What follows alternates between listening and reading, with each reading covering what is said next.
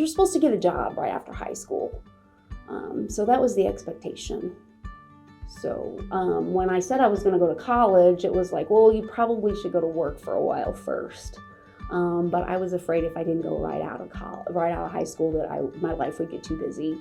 And I'm like, no, I'm gonna go right now. So it just didn't happen. People just got jobs after high school. They didn't go to college. So that was, I had to do that on my own. I had to break away from that on my own. My parents, well, for one thing, they gave me a roof over my head and fed me, and they didn't have a lot of money to help.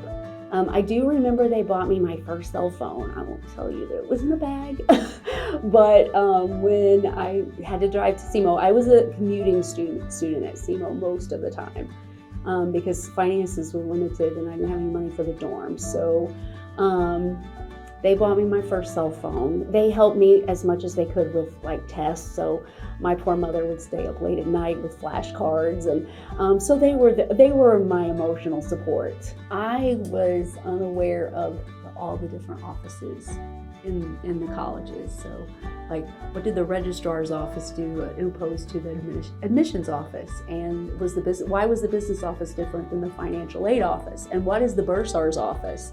So it was the bureaucracy of the college experience that kind of threw me. And I'm sure I didn't know it at the time, but it was a struggle. I didn't see them as obstacles, I guess. I just thought that everybody was kind of as ignorant of things as I was.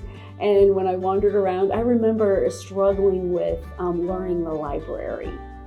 And I didn't know that there was help available.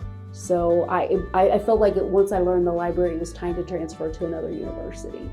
So I learned the library really, really well here at Mac, and I figured out where everything was. It was time to move to SEMO, and then it took me so long, but I didn't realize that there were resources to help me learn the library at the time. There's a lot of bureaucracy in colleges and universities, and you have to go through that, and you have to know how to go to the right person and ask the right questions. And so if you don't have anything in your background about that, it can be an obstacle. I just didn't know it was an obstacle at the time.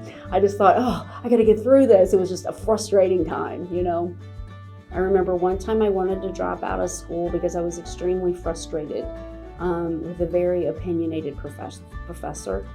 And I'm like, I just have to sit here and get through this day and get through this one class, and then, I'm almost finished.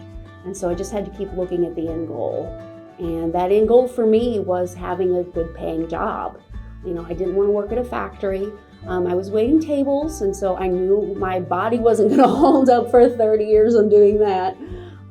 So the end goal for me was what kept me going. Well, I never thought it was impossible. It became frustrating to me at certain times, but I never saw it as impossible. I just thought I just had to work and work and work and work until I got through it. That was just my mindset at the time. If I made up my mind to do something, I was going to do it. Someone told me I couldn't do it, and then I would find out, I would do it to prove them wrong. So it was my mindset at the time. There wasn't really anything impossible. I had a teenage mindset. I was stubborn, and I think that's what you have to be. I think you just have to make up your mind that you're going to do it, regardless of what other people think, and just overcome whatever you have to and just do it. I would be more outspoken as a freshman. College was pretty intimidating, which I guess it is for everyone, for first-gen students and anyone coming in. But my opinion mattered, and I was just intimidated to express it, and I didn't know where my values and my opinions fit in the whole picture.